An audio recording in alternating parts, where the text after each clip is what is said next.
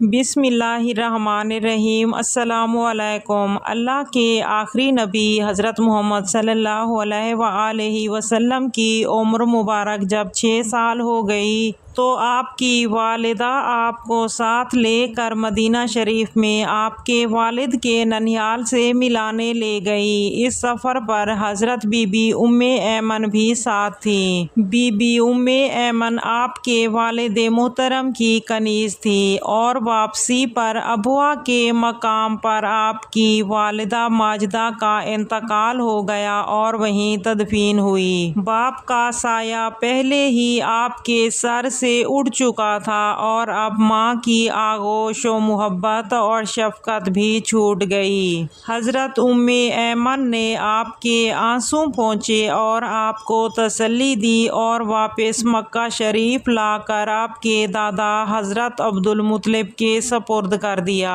والدین کے وصال کے بعد آپ کی پرورش آپ کے دادا جان کے یہاں ہوئی جو مکہ کے سردار تھے۔ آپ سے بڑی محبت تھی۔ وہ آپ کو ہر وقت اپنے ساتھ رکھتے، جب کہیں بیٹھتے تو آپ کو بھی اپنے ساتھ بٹھاتے، کھانا اپنے ساتھ کھلاتے، اپنے پہلو میں سلاتے۔ صحن کعبہ میں ان کے لیے ایک تخت رکھا جاتا جس پر بڑے سے بڑے آدمی کی بھی مجال نہ تھی کہ اس تخت پر قدم رکھتا، لیکن اللہ کے آخری نبی حضرت محمد صلی اللہ علیہ وآلہ وسلم تشریف لاتے تو آپ بلا جھجک اپنے دادا جان کی جگہ پر بیٹھنے کے لیے آگے بڑھ جاتے۔ جب آپ صلی اللہ علیہ وآلہ وسلم کی عمر مبارک 8 سال کی ہوئی تو آپ کے دادا حضرت عبدالمطلب کا بھی وصال ہو گیا۔ پھر آپ کی پرورش آپ کے چچا حضرت ابو طالب کے یہاں ہوئی۔ آپ کے مبارک بچپن کے متعلق حضرت ابو طالب کا کہنا ہے کہ میں نے کبھی نہیں دیکھا کہ رسول اللہ صلی اللہ علیہ وآلہ وسلم نے کبھی جھوٹ بولا ہو یا کسی کو دھوکہ دیا ہو یا کبھی کسی کو تکلیف پہنچائی ہو یا کبھی بچوں کے ساتھ کھیلنے کے لیے گئے ہوں یا کبھی خلاف تہذیب بات کی ہو۔ ہمیشہ انتہائی خوش اخلاق، اچھی عادتوں والے، نرم گفتگو، بلند کردار اور اعلیٰ درجے کے پارسا و پرہیزگار رہے۔ آپ 8 سال کی عمر میں اپنے چچا ابو طالب کے گھر ان کی کفالت میں آئے تو یہاں بھی خیر و برکت کی بارش ہونے لگی۔ یہ اپنے بچوں سے زیادہ آپ سے پیار کیا کرتے تھے، اپنی نگاہوں سے دور نہ ہونے دیتے۔ حضرت ابو طالب کا بیان ہے کہ سرکار دو عالم صلی اللہ علیہ وآلہ وسلم سے پہلے جب بھی میرے بچے کھانا کھاتے تو پیٹ نہ بھرتا۔ جب سے حضرت محمد صلی اللہ علیہ وآلہ وسلم میرے بچوں کے ساتھ کھانا تناول فرماتے ہیں تو میرے بچوں کا پیٹ بھر جاتا ہے۔ آپ صلی اللہ علیہ وآلہ وسلم کی وجہ سے اللہ تبارک و تعالی کھانے میں برکت عطا فرماتا۔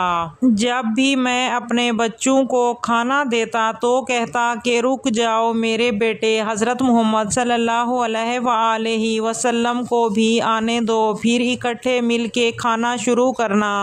اسی طرح جب بھی بچوں کو دودھ پلانا ہوتا آپ صلی اللہ علیہ وآلہ وسلم کو پہلے پلایا جاتا، پھر اپنے بچوں کو پلاتے۔ اگر کبھی ان کے بچوں میں سے کوئی بچہ پہلے دودھ پی لیتا تو وہ سارا برتن اکیلا ہی ختم کر دیتا۔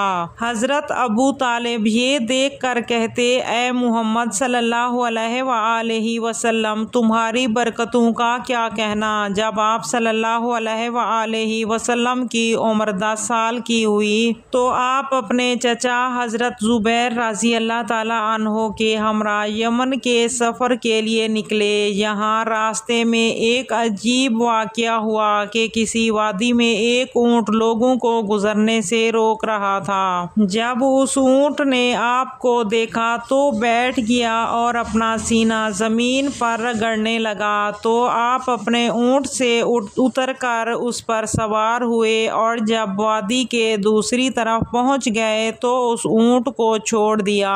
جب سفر سے لوٹے تو دیکھا کہ وادی پانی سے بھری ہوئی ہے تو آپ صلی اللہ علیہ وآلہ وسلم نے اہل قریش سے فرمایا تم میرے پیچھے آ جاؤ۔ آپ اس وادی میں تشریف لے گئے اور باقی سب قریش والے آپ کے پیچھے پیچھے چلنے لگے۔ اللہ تبارک و تعالیٰ نے پانی خشک فرما دیا۔ جب لوگ مکہ سے واپس آئے تو سب کو یہ واقعہ سنایا، جسے سن کر انہوں نے کہا کہ اس بچے کی شان نرالی ہے۔ آپ کی عمر مبارک 12 برس ہوئی تو آپ نے اپنے چچا حضرت ابو طالب کے ساتھ شام کی طرف سفر فرمایا۔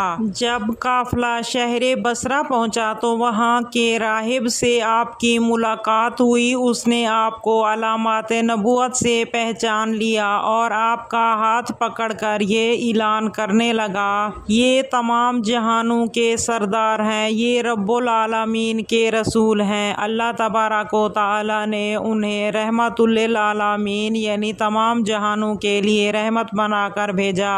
پھر اس راہب نے آپ صلی اللہ علیہ وآلہ وسلم اور اہل قافلہ کے لیے کھانے کی دعوت کا اہتمام کیا۔ اس دعوت میں اس نے مزید کچھ علامات نبوت دیکھی۔ اس نے حضرت ابو طالب سے کہا انہیں ملک شام مت لے جائیں، اگر اہل شام نے انہیں علامات نبوت سے پہچان لیا تو انہیں قتل کرنے کی کوشش کریں گے، لہٰذا آپ اسی مقام سے واپس تشریف لے آئے۔ اس راہب نے آپ کو سفر کے لیے کچھ سامان بھی دیا۔ اللہ کے آخری نبی حضرت محمد صلی اللہ علیہ وآلہ وسلم تجارت کی غرض سے کئی سفروں پر تشریف لے گئے۔ 10 برس کی عمر میں اپنے چچا حضرت زبیر رضی اللہ تعالیٰ عنہ کے ساتھ یمن کا بھی تجارتی سفر فرمایا۔ آپ نے جو تجارتی سفر حضرت خدیجہ رضی اللہ تعالیٰ عنہا کے لیے کیے ان میں سے 2 سفر یمن کی طرف بھی تھے۔ چنانچہ روایت میں ہے کہ حضرت خدیجہ رضی اللہ تعالیٰ عنہا نے آپ کو یمن میں ایک مقام کی طرف دوبارہ تجارت کے لیے بھیجا اور ان میں سے ہر سفر ایک اونٹنی کے عوض تھا۔